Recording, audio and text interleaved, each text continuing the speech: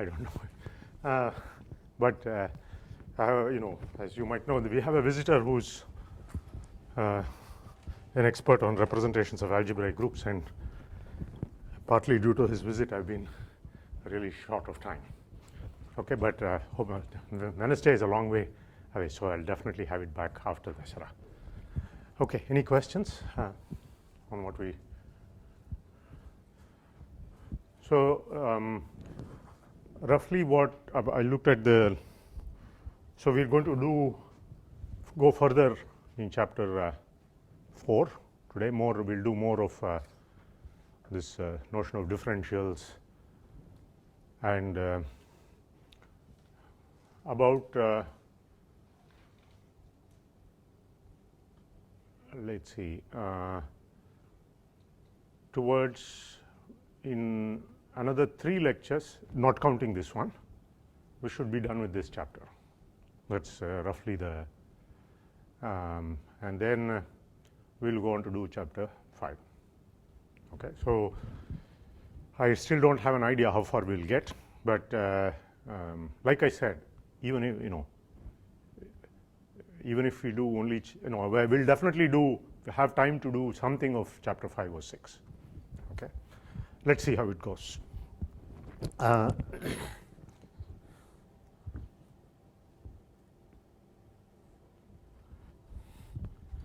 Okay, we had this notion of tangent spaces. So we had so the 4.1.1 was tangent space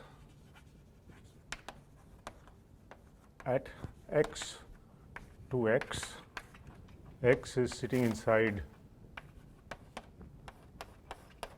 a fine variety.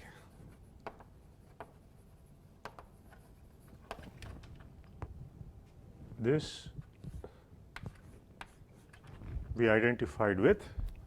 So always we take an algebraically closed field.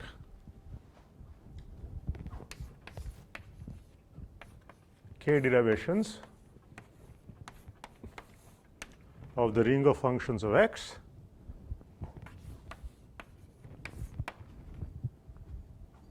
to k, but k thought of as kx.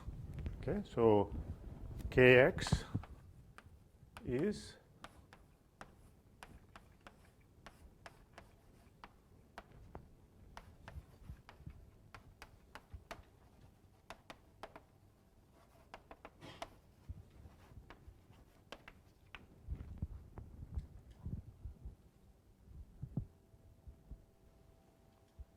right. If I have I know there is a one-to-one correspondence between maximal ideals of kx and points of x. This is some version of the Nullstellensatz. It uses the fact that k is algebraically closed. Okay, so we had this. So we'll continue with this. So we'll give. He gives 2 other descriptions of. So I'll write down what we are going to do, and then we are going to do it in some detail. So I repeat, we are going to do a few other descriptions. I mean, they are, after you're a little more experienced, it's almost immediate to see that they are all the same. But maybe at this level, it is good to sort of spend a little time, belabor the point a little bit, to see why these are all equal. Okay, so you should you see, while I may sort of slur over the details, jump over the details, I'll try not to, but even if I do, you should sit down and make sure that you understand all the correspondences as well. Okay, and if there is any doubt, by all means do ask. Okay. So the second description is, so let's call this T x x, that's the notation, right? Tangent space to the variety or manifold x at little x. Okay, I call it a manifold, although it may not be in the sense it is only an algebraic variety. Algebraic varieties may have singularities. So, they are not necessarily manifolds. So, there is, on the one hand, this is one description. The other description is, so one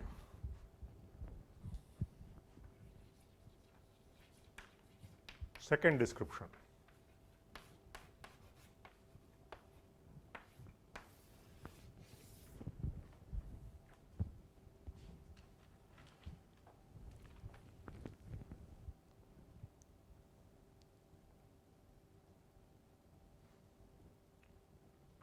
So, what is mx? Mx is this maximal ideal at x.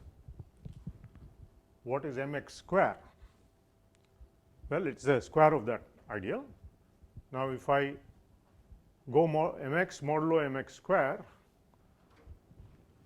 is, you can think of this as a kx module, right.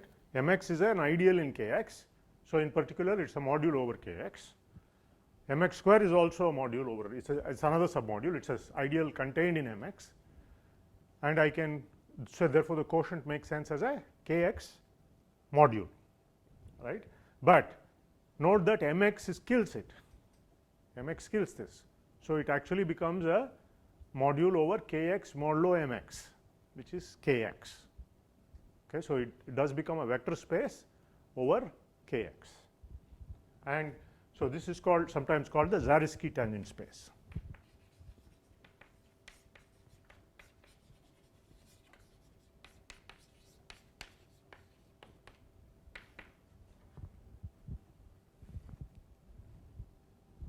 Okay, that is one description.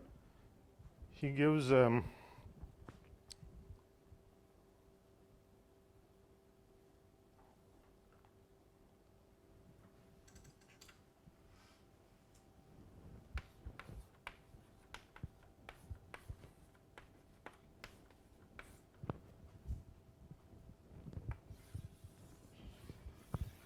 that is a third description.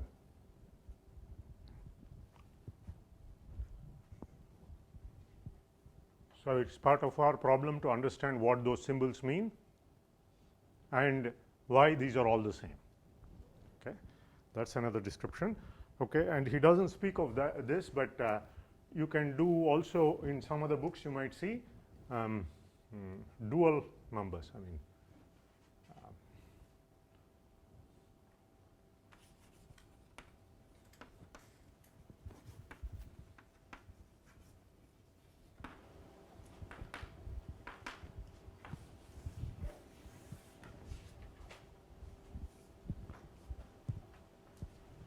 there is also a description using what are called dual numbers. So, it is like saying kx modulo x square. So, you take this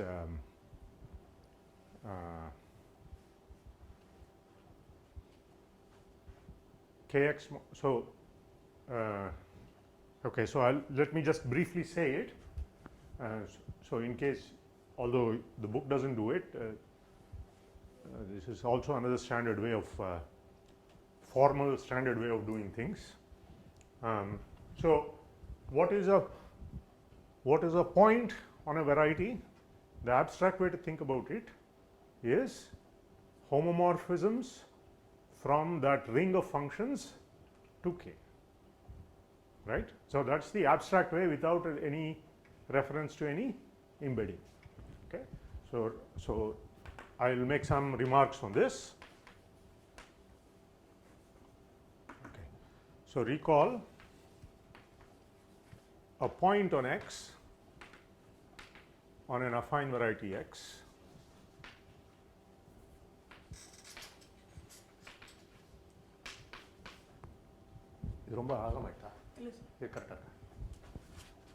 recall a point on is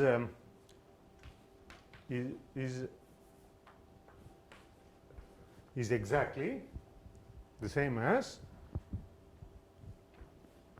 form as K algebras from Kx to K. So, this is K equal to K bar.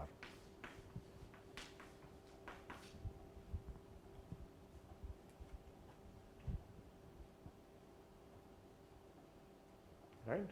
Okay. So, here there is given a map like this, you take the kernel that gives you a maximal ideal, okay, and given a maximal ideal there is a map to K. How do you get that? Well, you take K, you just take Kx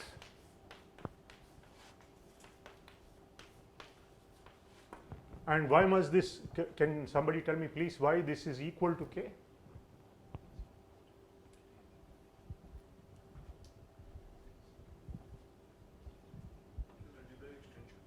It's an algebraic extension of K. And yeah, what is the theorem that says it's an algebraic extension of K? And there you use K is algebraically closed.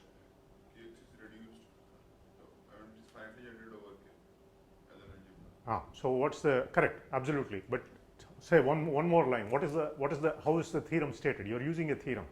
What is the theorem? Indeed, what you're saying is 100% correct.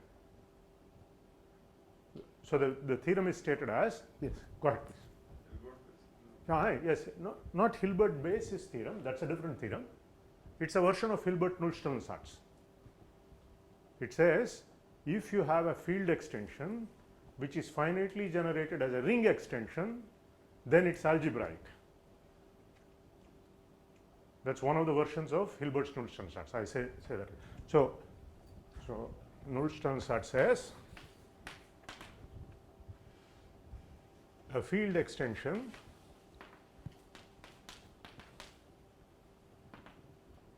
say F to E, which is finitely generated as a ring extension, as an F algebra extension.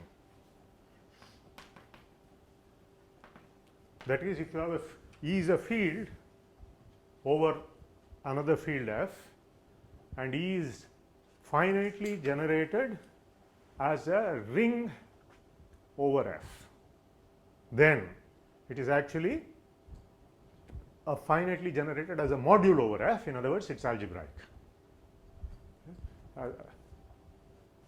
Is algebraic. I mean, is even the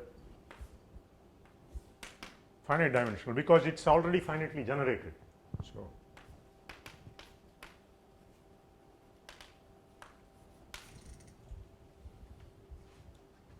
right.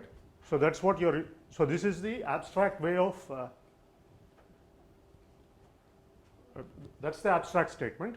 Now, if you apply, as Ankit was saying, you apply this to this situation, look here. So, you have K sitting inside here and you have a map here, right. See, since it's from K, it's an injection because K is a field, right. So, this is an injection here. In case K is also sits inside here. This is a field because I've assumed Mx is maximal. So, you have an extension of K by the, this you can think of as F, this you can think of as E, and it's finitely generated as an algebra extension because this is a fine algebra, and then you apply it and it says this is an algebraic extension, right. But now K is algebraically closed, therefore it's equal to K. Okay, this is how the, okay, so this is the one version of the basic fact. So, equal to K because of NSS and K equal to K bar, right. Have I said this? That this equal to is because of. You apply this version of the Nullstellensatz and the fact is K equal to K bar, you get that. No, you don't need it.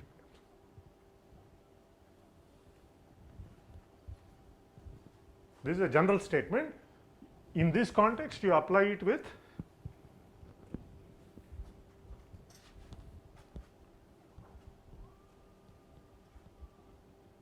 Okay. Right. Okay. So I was saying about this. So now let's define. So what are points? These are called, sometimes they are called k valued points of kx. That's a meaning. Okay, I'll give you an example. So for example, you can take the variety. Let's take over real numbers for a minute. X square plus 1 is equal to 0. Right? Suppose I consider the ring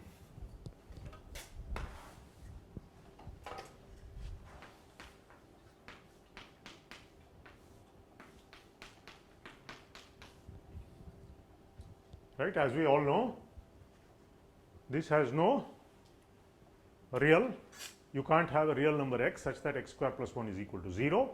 Therefore, this has no real points. There are no real points on this variety, meaning there is no real number. That's just a way of saying there is no real number that satisfies the equation x square plus 1 equal to 0. But we know that there are two complex numbers which satisfy that, right? So you have, so that corresponds to there is no Hom R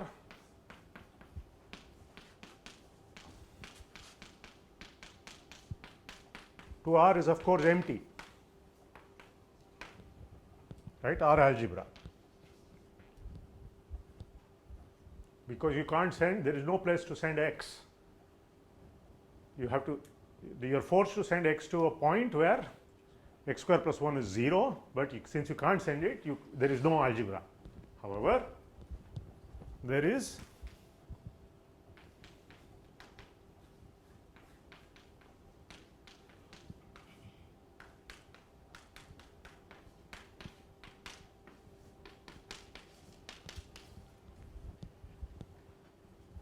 right. There are 2 points you can send x to plus I, or you can send it to minus I, right, to the 2 square roots. So there are 2 points, right. So this so it is, with this in mind, we say if given a variety, or a variety now just means a given an affine variety, which means just a some affine algebra, precisely in affine algebra, a reduced affine algebra like Rx mod x square plus 1. You call something a point, a real point means a R algebra homomorphism from this to R. A complex point means an R algebra homomorphism from this to C, right? Okay. Now you can of course make this more general. You can talk about A valued points where A is an R algebra.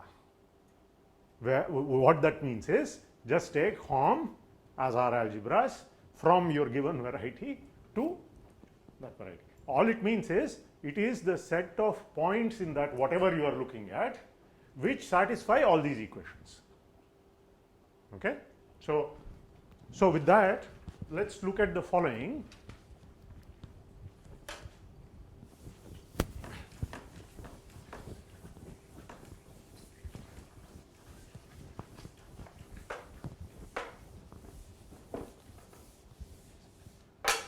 So we make a general definition or a terminology. So if A or what was the note? Given an affine variety X and a K algebra A, right? The A valued points of X. So this is the terminology we are defining. So we can just take this to mean Hom as K algebras from Kx to A.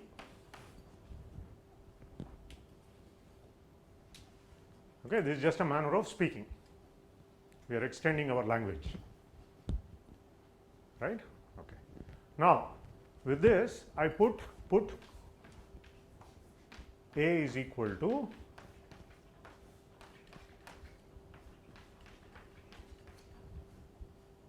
this is called the ring of dual numbers. Looks like an innocuous ring.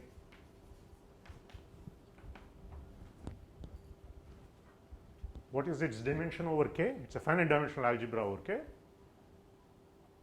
Its dimension is over K is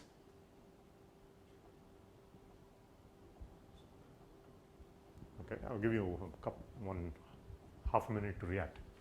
What's the dimension of this over K? X is no. This X has nothing to do. Okay, sorry. Sorry, I got. Maybe that's what is confusing. That X is a variable X. Okay. 2, right? It has one's constants plus something times t. Anything above t square is 0. Right. So is that clear? It's just a yeah. I shouldn't have written the X also. Yeah. So, sorry. Okay. Now, so now using this, we can define a tangent space to given a point x in X. What is a point x in X? Well, it's a k valued point. That is a homomorphism of k algebras from kx to that point. Okay. So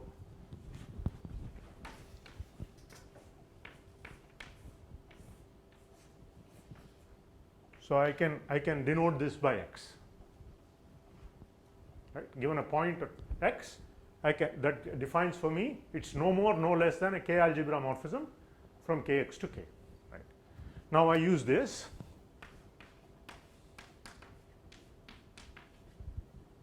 Right? There is also a morphism here, right? Natural morphism. Set t equal to 0. That is go modulo t. Right? Now I can try to look at all morphisms here which lift this morphism. If you think about it, as precisely the tangent space to x at that point. So you can identify. So this is another way of thinking about. So this is tangent space to x at x. It's yet another description. So I'm giving you the more details on this box. Right? Is homomorphisms as k algebras from kx to kt mod t square, the ring of dual numbers, such that lift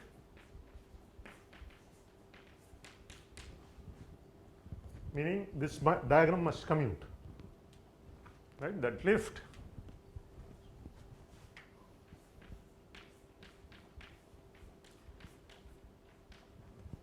I hope so here you are thinking of k as kx mod mx.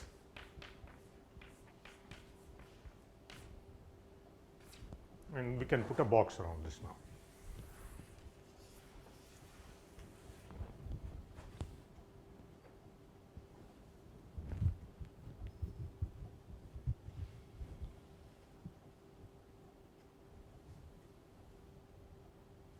Right? That's yet another way of thinking about the tangent space. Okay. Okay, let's okay, now let's come back to the book and see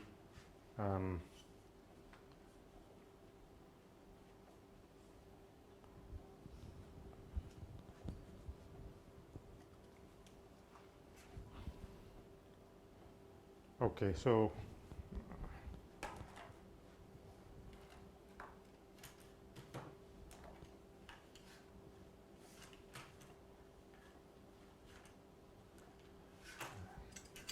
எனக்கு மறந்து போனா கூட இங்க colour chalk piece வைக்கிறது சொல்லிடுறேன். சொல்லுங்கள். Thank you.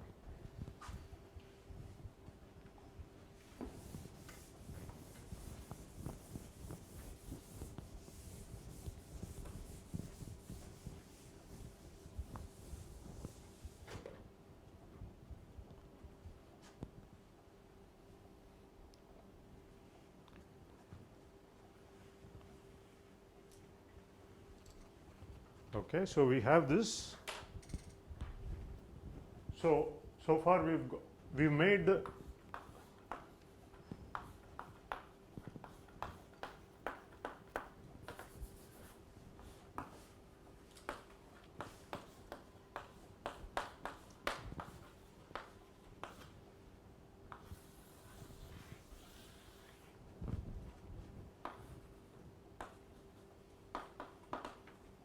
this was motivated by the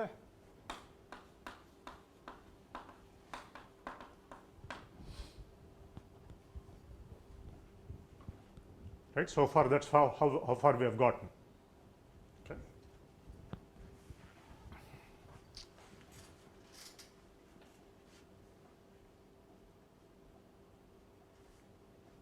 Okay. Now let's observe. So this is our definition. Okay, this is our first definition of tangent space. Okay. Now he is going to define. So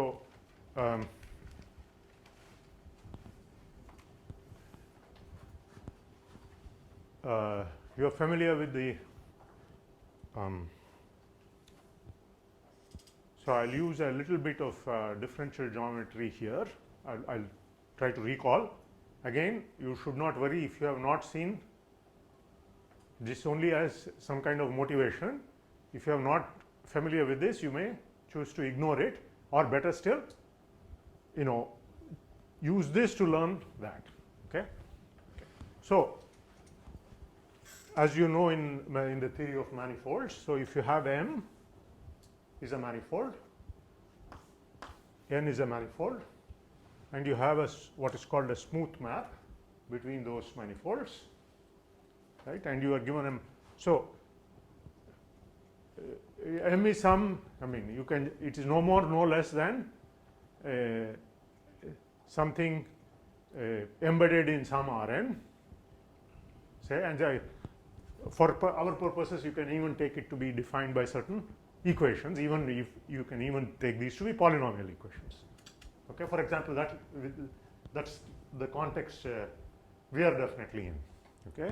So you have a point, say M here.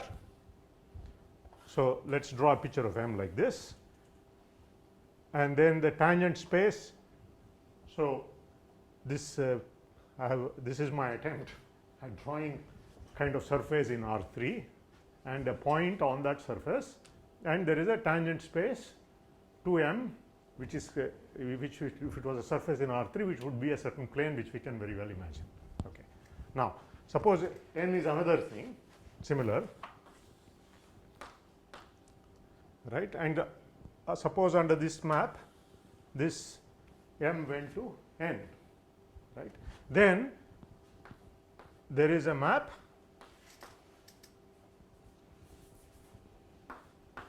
this is the tangent space to M at M. Okay. So by the way, the tangent space is a vector space, right. X is a variety, but the tangent space is a vector space. What is its dimension? It must match the intuitive notion of dimension that we have, at least at most points, right. In the case of manifolds, if M is of for example, if you have a surface in R2, its tangent space clearly is a plane which is two-dimensional, and our surface is two-dimensional from our intuitive. Similarly, so it matches, it is a vector space of dimension equal to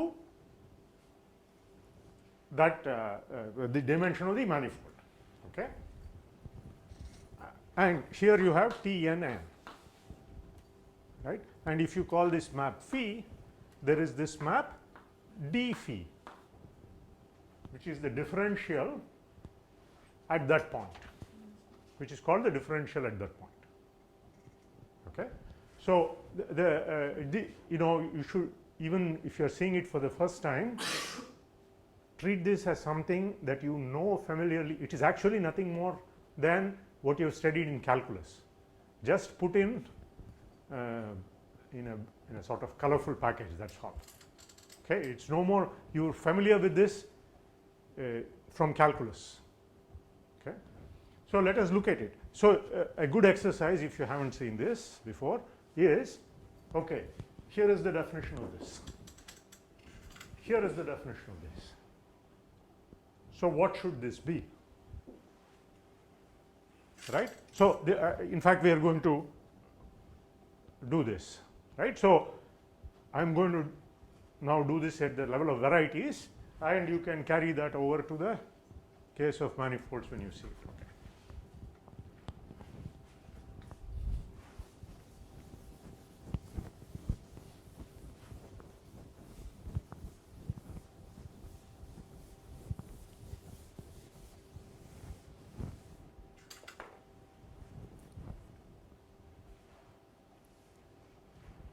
So suppose we have x to y varieties. So this is affine varieties, a morphism of affine varieties, and so this is phi, and this is phi star goes from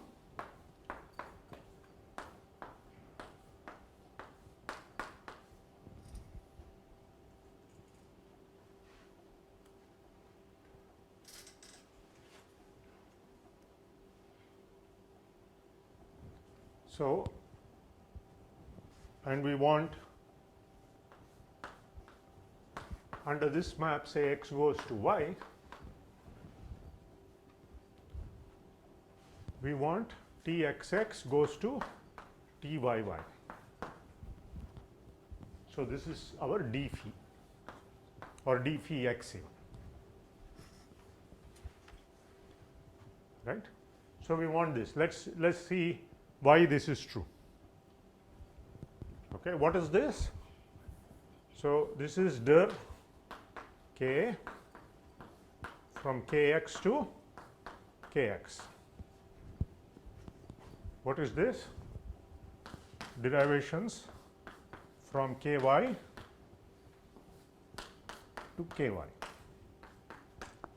I want to say there is a map like this. What is this? Is the question. Right? Okay. Let's see. If I am given a derivation from kx to kx, right? What does that mean? It's it's a natural map, so it has to mean, it has to translate it. It has to come from something very natural in the algebraic side. So, and indeed it does. It's almost visibly obvious what to do, right? What is this ky? How do you get this ky? At the level of maximal ideals, when we say this x goes to y, what does it mean? This y corresponds to a maximal ideal of this ring, right? This x corresponds to a maximal ideal of this ring.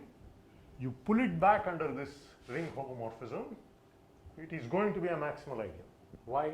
Why is that going to be a maximal ideal? So here is something else. Question. Suppose I have a morphism of algebraic varieties, so that corresponds to a map of affine algebras. I take a maximal ideal here. Why should the pullback be a maximal ideal? It is a prime ideal for sure. Why is the pullback a maximal ideal? Exercise Nullstellensatz. It's the same reason. Okay. So exercise pullback of maximal ideals of fkx are maximal in ky.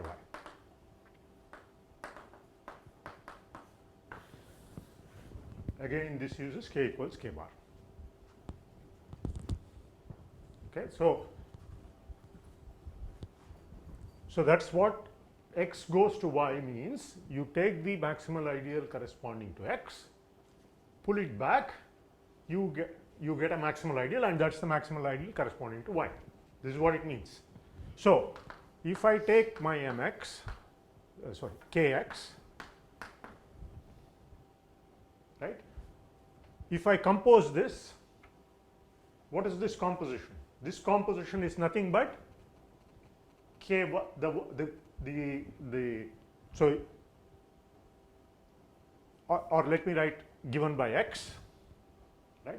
This composition is actually the the morphism from ky to y, ky to k given by y.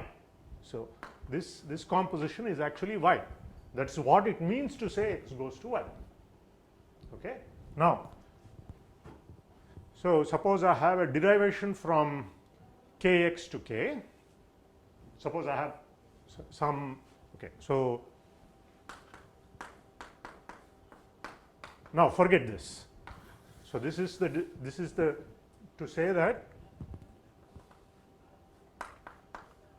if I have a derivation from kx to kx, now kx, what does this mean? I mean, these are two different things, right? This is an algebra map. This is, you think of this as a kx module, and then this is a derivation. Let's call this d, right? You should be careful, although you know, this is not anymore a algebra morphism, right? This is not a, it's a derivation. You think of this as a module over this via this map, and then there is a derivation here. So to say some element here, it means it's a derivation, right? That it's an easy thing to see. If you have a linear map followed by a derivation, the composition is a derivation, right? And so you get a derivation from ky to this. Why is this? Why can I write ky here? Well, the way kx becomes a module over ky is via this map, right? When I think of kx, how do I think of this as a module over kx? Via this map. Therefore, if I can think of it as a module over ky, if I think of it as a module over ky, it is precisely k sub y. That is where you use pullback. That's where you use the exercise. Yes, that's why. That's what. Huh? It's a place where, so when you think of kx through the composition as ky, k sub y. So that's where you use the fact that pullback of the maximum ideal is maximum ideal k. Yeah, no, that is part to say that. That is to explain, suppose I have a point here, it goes to a point here. What do I have to see? In algebraic terms, I have to see that I take a maximal ideal in kx, I pull it back, I get a maximal ideal in ky. Even to say that, even to make sense of, I take a point x, it goes to a point y. But ky to kx map is obtained from the x to y map. Yes, it is. So, so you are a little confused as to what are we? So you're given the map phi from x to y. Yes. No. Okay. So correct. This comes because we have. I can sort of understand your question. So I'll try to give you an explanation. Tell me if this is satisfactory or not. So there is one definition of x and y as x sitting inside an, y sitting inside some other an, and there is a map, right? That's one definition. Now we also have another definition, which is x is spectrum or maximal spectrum of kx, right? That is the this we do sort of intuitively. We sort of, whenever it's inconvenient, I throw the other definition out and only work with the abstract definition. Okay, so let us work for the moment from the abstract definition. What is kx? What is x? It is the maximal spectrum of a certain affine algebra, reduced affine, indeed, of a reduced affine algebra. Let me take that point of view. Okay, so right. Okay, now it's clear why I wanted that. Right. So what does it mean to say a point of this? It means a maximal ideal of this. What does it mean to say a point of that? It means a maximal ideal of that. Then I am forced to say, why should a point here go to a point here under a morphism of affine algebras? That is where I use that. Okay, correct. So it's natural to ask the question you're asking. so I hope this is the, yeah. So unfortunately, this is in any algebraic geometry course that you do, there are these initial how to say, it's very confusing and very, for example, if you read on the one hand they say, oh, a scheme is, you shouldn't think of it as points, but then I for example was very confused.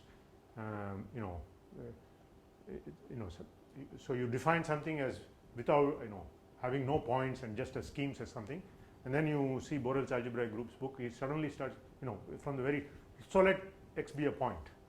No, this is all in terms of points, right? So where is where is the connection, right? So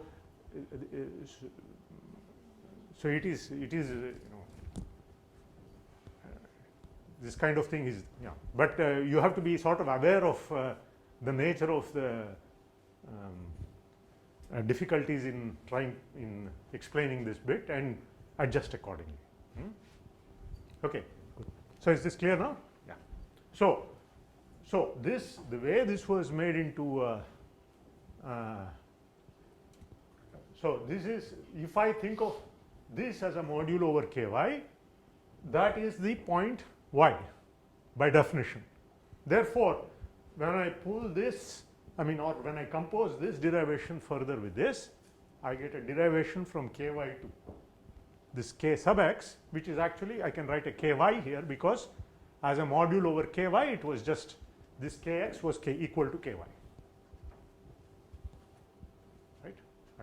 That sounds confusing, but it's clear. If I think of kx is k via the map from kx to x, right? I pull it back to ky, that becomes the point y, and therefore this, when I think of it as a module over ky, becomes ky, k sub y, and then I have a map, right? It's a natural map. So there is no, once you understand this a little bit, no explanation is required. No proof is required.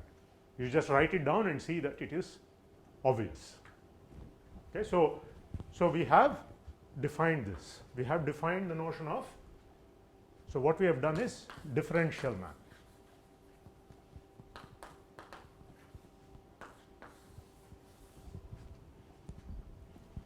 That is from TMM to T, or in our language,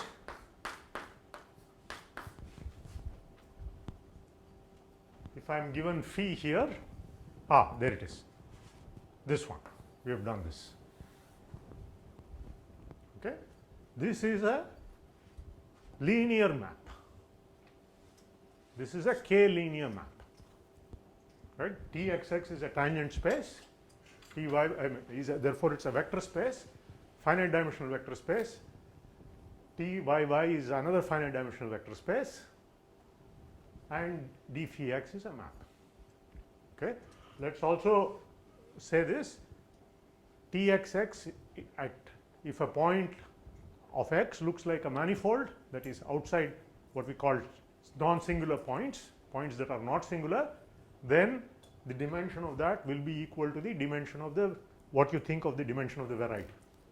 Like if x is a curve, this will be, Txx will be one dimensional at points which look nice. At points which don't look nice, it will be bigger than 1. It might be bigger than 1. Okay. Just because so there you just see that you see the other definition using dual of m mod m square. So then we see it as dimension of m mod m square. Yes. But in commutative algebra, we already know the dimension of m mod m square less than or equal to dimension of the ring. Definition of regular local ring.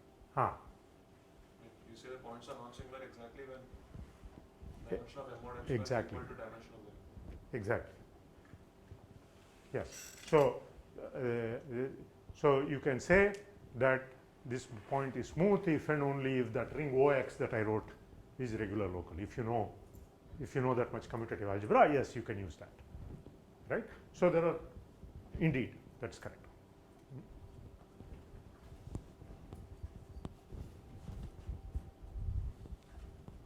Okay, so let's look at this mx mod mx square.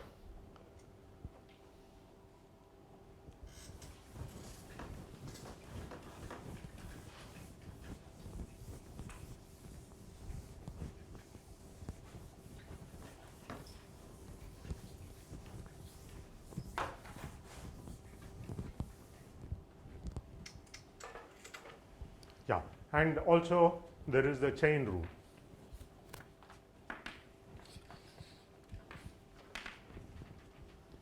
Right. So when you think of it in calculus, how do you write it?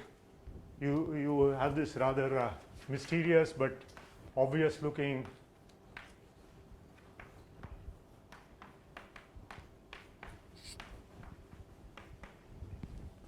right. We swallowed that all without very readily when we were in school, right? So this is the, I mean, and we were doing the right thing, right? So that's chain rule. At the level of manifolds, or let's do it at this level, of the level of varieties, you have x, let me write it here, x going to y going to z,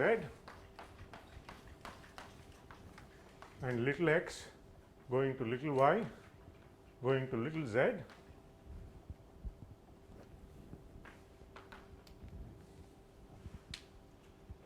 right? And then this becomes, I can look at this composition.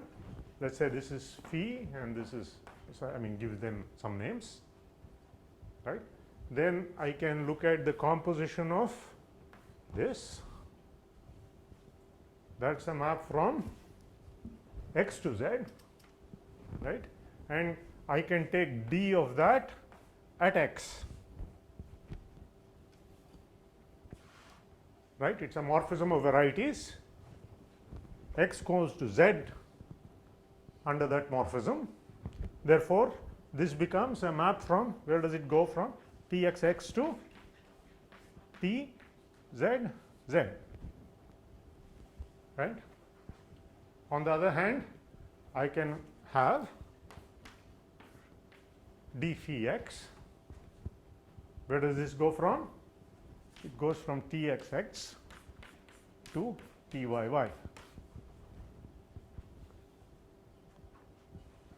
right? And then there is a map from Tyy to Tzz, which is d psi. So let me not write y, but let me write phi x.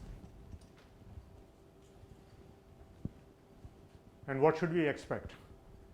If this map, if this is, since this is the composition of these two, the composed map at the level of differentials must be the composition of going from here to here and then going from there to here.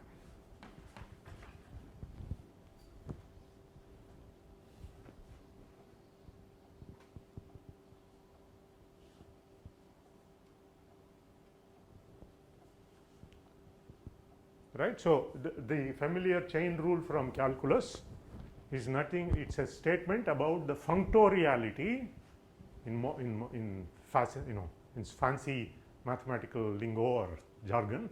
It's the statement of functoriality of this differential map, right? So you can think of it as a functor,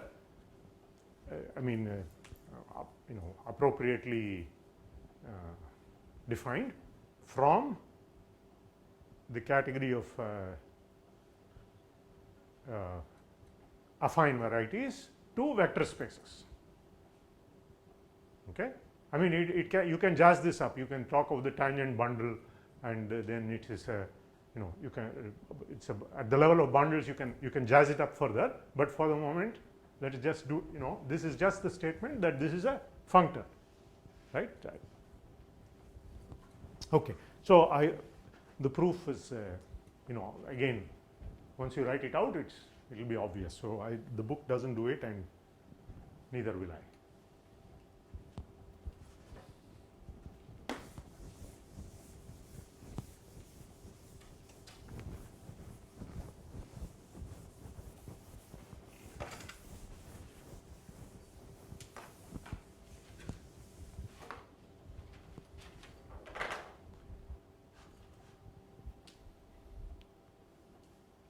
Okay. Now, so we go into the second description, and he makes the following remarks.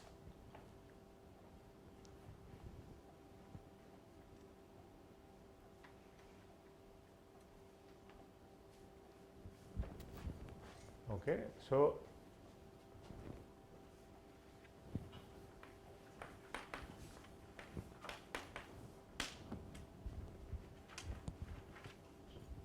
we are given x in X, then consider this.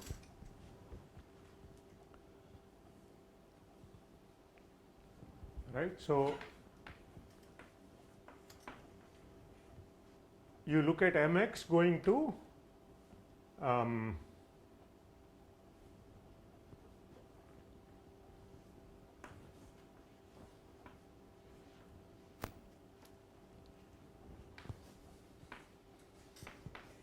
so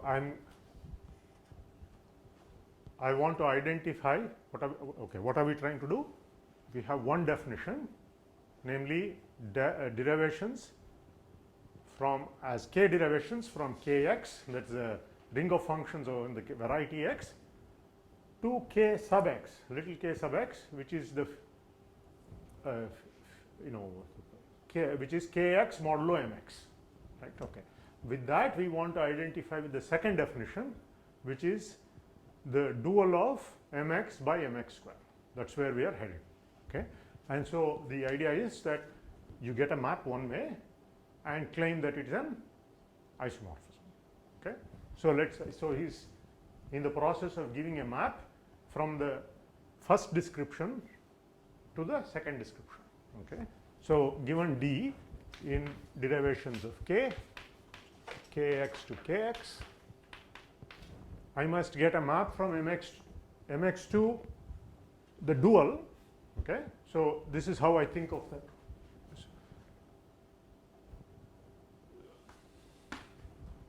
So this is D restricted,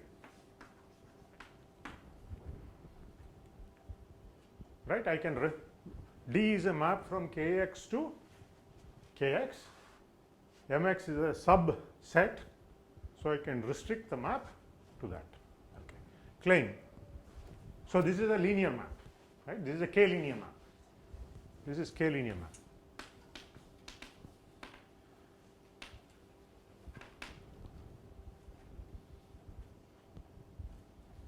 Okay. Now claim mx square maps to 0.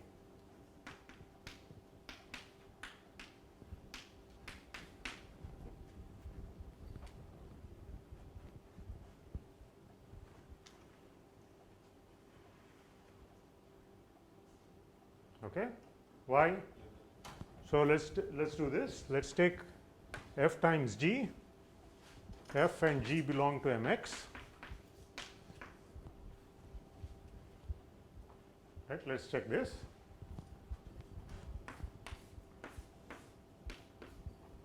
What is it?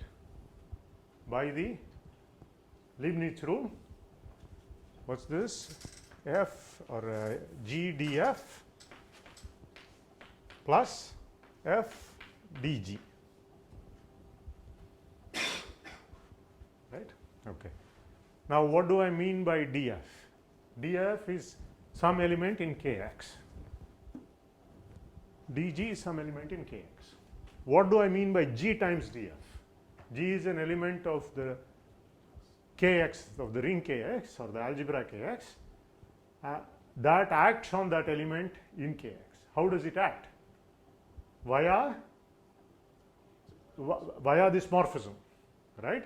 So what is that morphism? What is this morphism? Kx to kx. You can think of this morphism as f going to f of x, right? So this is nothing but gx on df. That's what it is by definition. G acting on df means you evaluate g at the point x, you get some scalar that is an element of k, and you multiply df, which is already in kx, by that scalar. But f and g belong to mx. So, this is 0 and this is 0, right. See, this is the meaning of your familiar. See, what are we doing? See, you must have, in calculus we were all taught that whenever you see somehow mysteriously, whenever you see a second order term, you put it equal to 0, right. This is if you want to make it precise, this is, right now everything, this is second order terms are becoming 0. This is so we have made some abstract definitions which have captured our intuitive notion sort of to our satisfaction, and so we sort of take this to be our formal definition and work with it.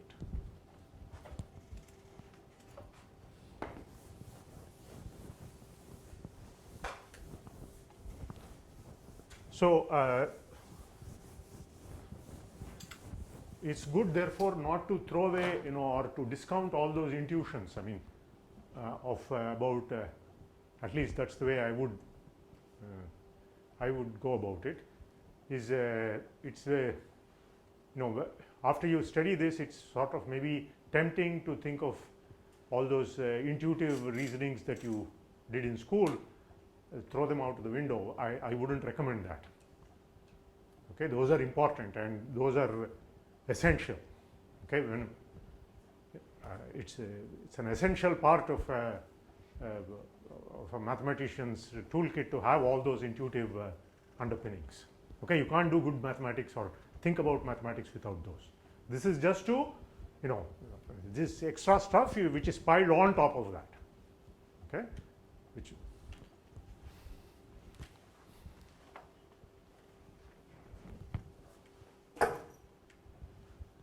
okay, and claim is, so let's call this map, so he calls this lambda mx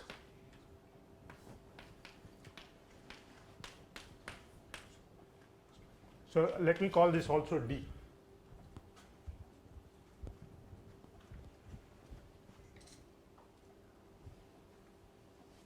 Sorry.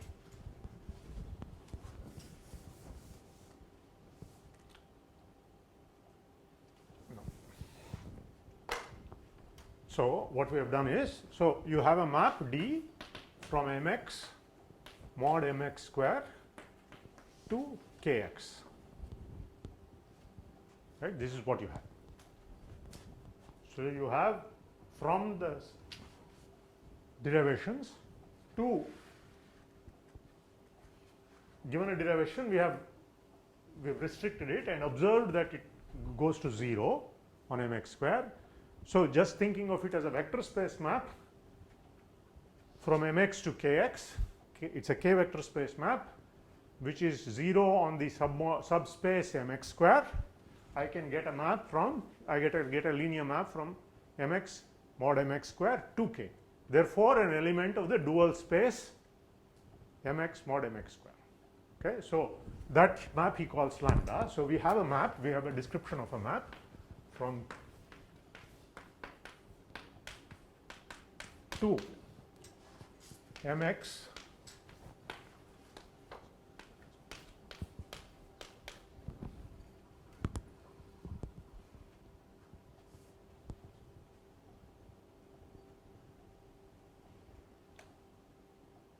or if you wish, I mean you can, if you can just think of this as Hom k mx mod mx square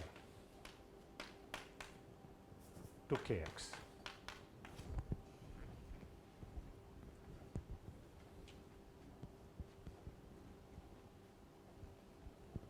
So, claim this is an isomorphism.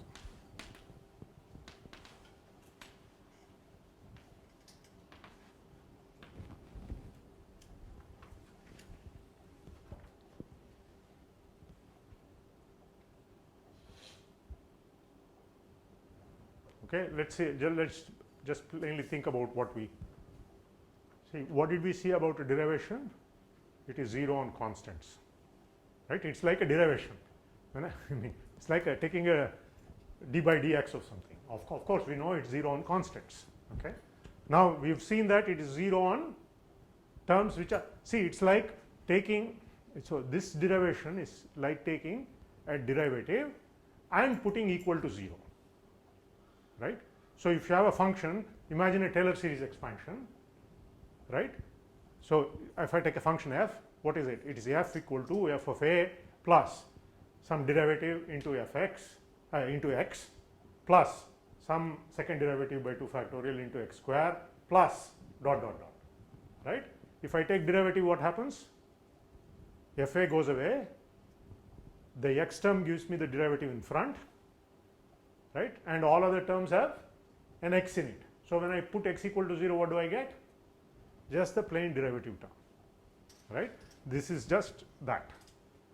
Okay, so what you are saying is, so after you, so this is like saying, when this statement is like saying, when all the x square terms become 0 when I take derivative and put x equal to 0, right.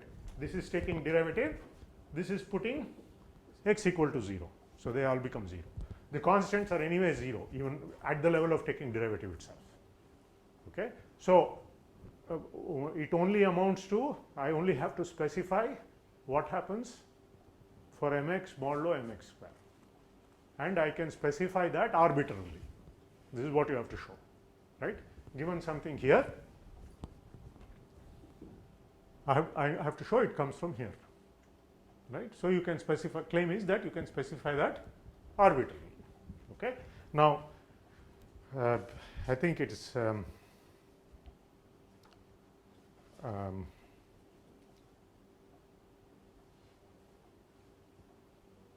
okay, he gives a sort of proof here, but I think it's best left. There is a one line proof given in the book, but I will not even write that one line. Maybe what you should do is just take it from here and try to prove it yourself. Okay, that's the best. Okay. If not, there is that one line in the book, you can look at it, and if you have further doubt, by all means don't, ask, and we'll try to clarify. Okay. Okay, so there is yet another, so that finishes the second description. Okay, we've described a map, and I'm leaving out the part that it's an isomorphism to you to check. Okay. So that so now third description. Okay, and we have done a fourth description which is not in the book, namely that of dual numbers. Okay.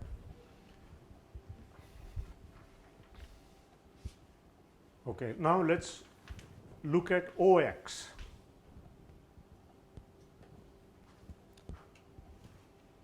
So this is, he calls functions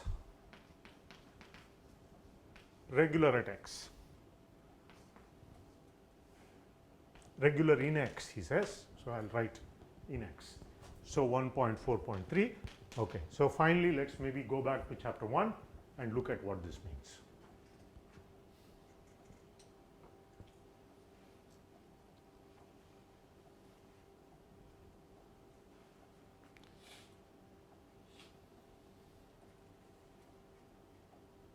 Okay, so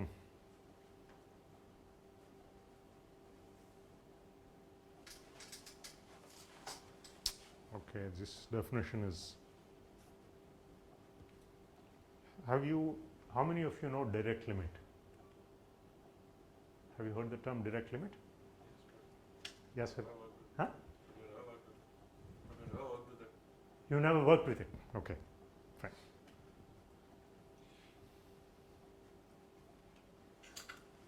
So germs of have you heard the term germs of function? No. Okay, fine. Okay, so let's do this. I will try to say a few words about it. So maybe you can go back, look at 1.4.3 now, and try to understand this one bit. Okay, so it's nothing. Nothing mysterious. It's actually quite easy and natural. It just takes maybe a few hours for you to sit down and actually read it. Okay, there is nothing complicated about it. It's very natural, very nice definition. Okay. So, what it is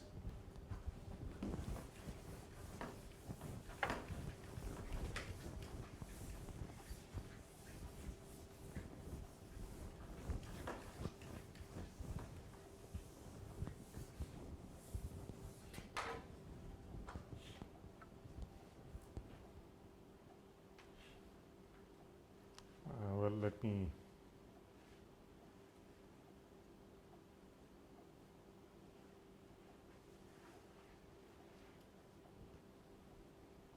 okay, I will tell you what. How about,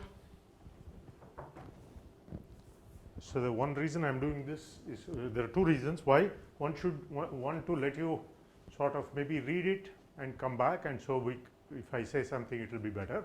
Second, if I start saying something about this, I am afraid I might you know, go off on a tangent, or it's you know, maybe it's better for me to just think about what I want to say precisely before I actually say it. Since I am not ready for it, we will postpone this until Wednesday. This third description will go on. Okay. So this is a certain function. This is, the point is, this is a local ring.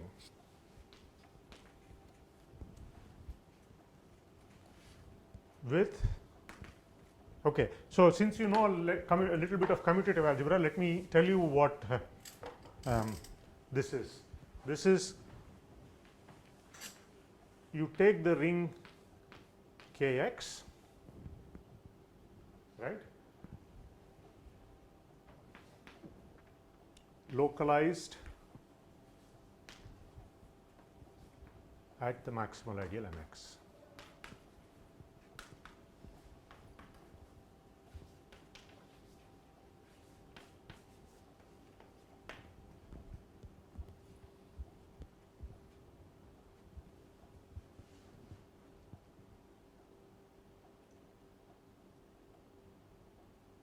Okay. This you know, so you can localize commutative rings at prime ideals. We are localizing it at the maximal ideal. Okay. So with this description, at least, and it's clear that it is a local ring with maximal ideal, the image of Mx inside that, right. Okay. So with that, the third description says it is the derivations. Okay. So it's the derivations of Ox to K.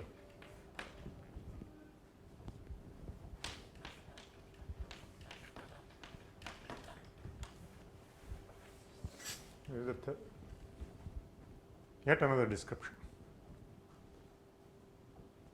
Okay, so what is, let me also say what is involved in this, right. What was our first description? It is, so it was derivations from, so this K is this Kx, right.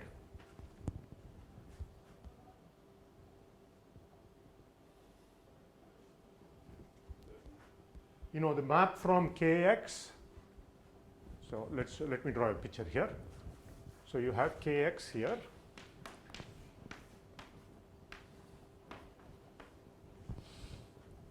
right, K equal to Kx, this is what we mean, right, and you have this localized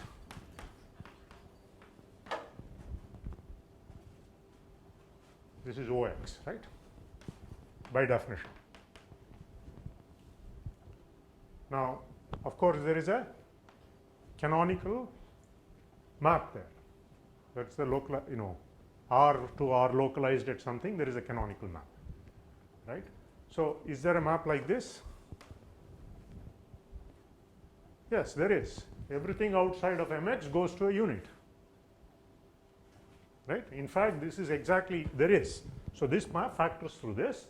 So, this actually becomes a module over this, right. So, now what are we saying? If I give you a derivation from here to here, that is the first description. Okay, I mean this, I mean I am showing this arrow, but you shouldn't think of this arrow. This is the algebra homomorphism. Okay, right. So, but now if I give you a derivation kx to this kx, k derivation from this to this, that is the same thing as giving a derivation from here to here. Why? Essentially because you have the quotient rule. If I know what derivation is, d of f by g is d of, right, it has to follow the quotient rule. This is the essential point in this in what is involved.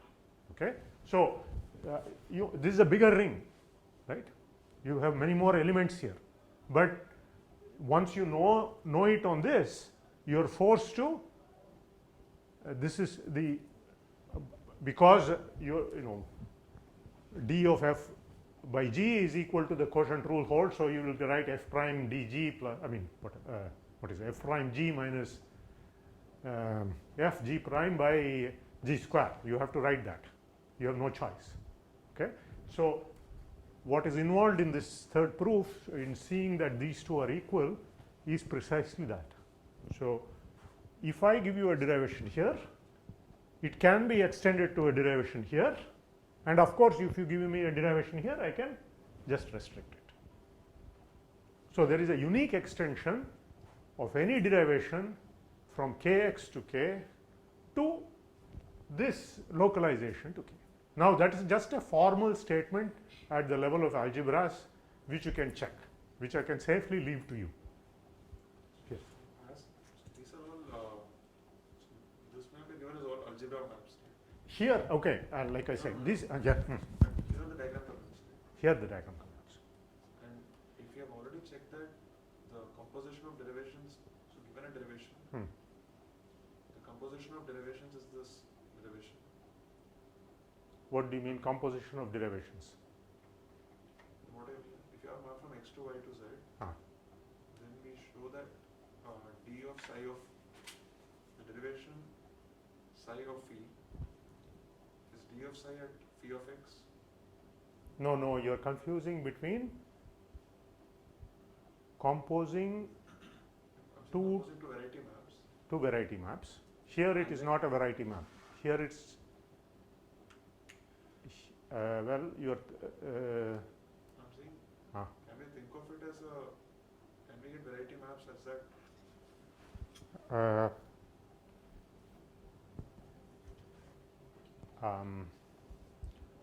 Yes and no. You see, there is a little bit of a. Okay, maybe I'm beginning to see what you're saying. No, there is. I don't think so. You'll. Yeah, I see what you're saying. So just think of these as now variety maps. But this is not one problem already is that that's not an affine algebra. This is not an affine algebra. When you localize, you will go out of. Okay, so it is not quite a variety in the sense that we have learnt, but never mind. Yeah, you might say, okay, look here, I don't care. I mean, I can still think of it for this purpose. I might just treat it like one, and it will work.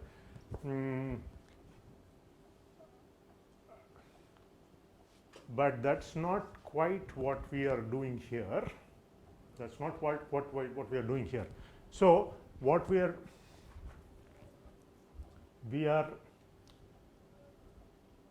no, that's not what is involved. See, one of them is a derivation. You are composing a derivation with an algebra map. Okay, it's not like taking composition of two two which are themselves derivations. So I need to think about a little bit whether what you are saying will you can do it like that, but there seems to be, at least on the face of it, there is some difference. So what we are saying is, if you give me a derivation here, there is a unique way to extend that derivation. Again, I should not keep pointing to this arrow.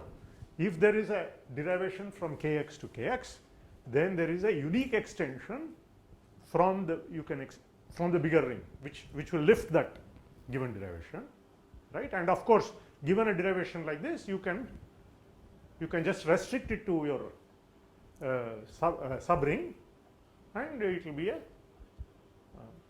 right. Okay. Is it correct to say it's a subring because it's an injection, right? Or will I get into a problem? In any case, I mean, you can restrict,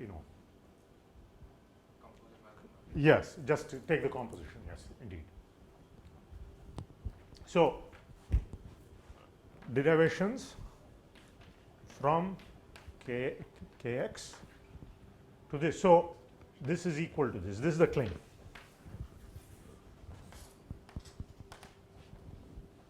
Right? What is this map? This is a restriction. Right? What is this map? This is quotient rule.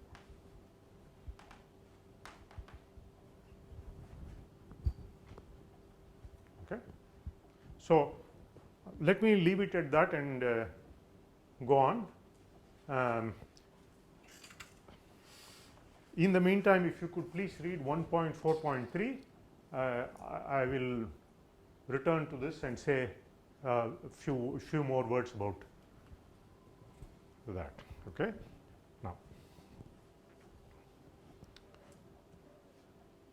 Now let's quickly go to, and he makes one more comment here. Let's also take notice of that. So, as always, in all these, there is a rationality statement, right? You make an assertion, and then then you talk about a rationality statement, right? What should this mean? If there is a subfield F of my algebraically closed field K, and all my objects are defined over F, then things will be defined, or I mean, you would want them to be defined over F. Sometimes they work, sometimes they don't, but here the statement is that they do work. That is, if X is defined over F, X, so let me just say roughly, data is defined over F. What is the data you are given? A variety X which is defined over X, F, which means roughly that all the, so like I pointed it out, there are two possible ways of thinking about defined over F. One is that you can write down a bunch of equations with coefficients in F, of which X is precisely the locus of solutions. That is one possible definition. You might say, look here, that is not so good. I would want the ideal of the variety X to be extended from the ideal of the variety lives in K, X1, X2, Xn, in the affine space, let's say, in n variables, that should be extended from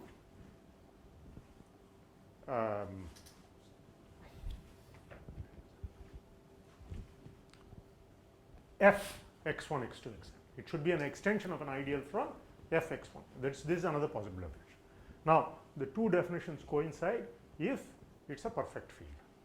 If F is a perfect field, this is the claim. Okay, so in the case of when F is a perfect field, you can be a little loose and go with one definition or the other. Now, so for example, if it is a finite field, finite fields are perfect. So it makes sense to say you can be cavalier when you define, it's defined over the prime subfield, because prime subfield, if it is in characteristic P, it is a finite field. If your characteristic 0, it's no problem at all. All fields are perfect. Okay. Data is defined over F, then the construction is made. Then the construction is over X. So data defined over X.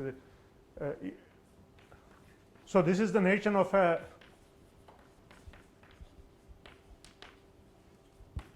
This is sort of a meta rationality statement, right? If the data is over F, the construction can be done over F, right?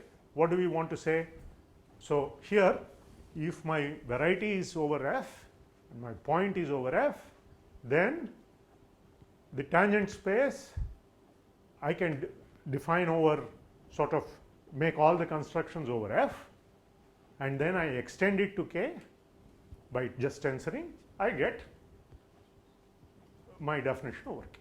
This is what again I repeat, you should not blindly, while the rationality statement has this form, it may or may not be true, right? In this case it is true, but very sometimes you given a data, you might, the construction may not, I mean it's a, you have to assert it, right? Each time you have to assert it.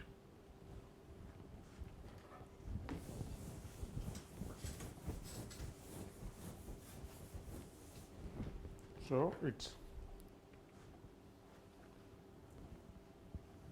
so K tensor T x x F.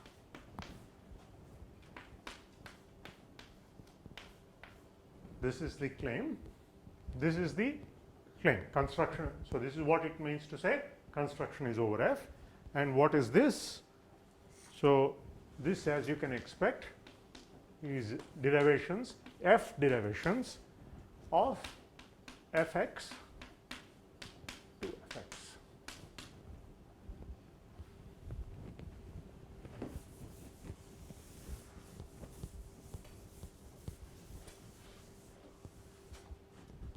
Right? Does it make sense?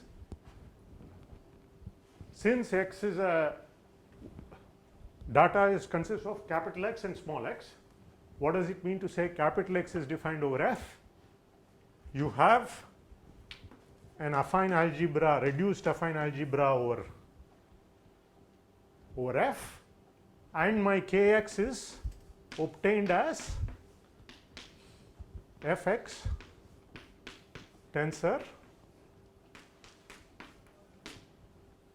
This is what it means, right? And to say this Fx, X is a point defined over F, what does it mean? There is, X defines for me an F algebra morphism from Fx to F, which when I tensor with K will give me a morphism from, right? So that's what it means for X to be defined over F. This is the data to be defined over F. Then I can talk about derivations of Fx, right? F derivations. No, not F derivations. No, of course, that's the only thing that makes sense because I can't write a K. These are only F vector spaces. Now, I take that and tensor over K, I get my, so I get derivations over Kx to Kx. How do you get the Fx to F? No, that is what it means to say X is defined over F. What does it mean to say data is defined over F? It means that there is a map, F algebra map from Fx to F, which when I tensor with K, I get, right? So this is the claim. Okay, and again, I mean I am not good at all at writing down the proofs of these. These are rather, once you set it up, they are trivial to prove. Okay. Okay. I think we are out of time. So next time we'll go on to do a little more of that and differentials and separability. And like I said, we're going to learn some formal commutative algebra and then apply it to field theory. Okay. So we're going to learn some field theory, separability, etc., from the point of view of differentials. Okay. You may or may not have studied separability. Don't worry about it. We'll like I said, if you know it, good. If you don't know it, never mind. You can use this to learn. Okay.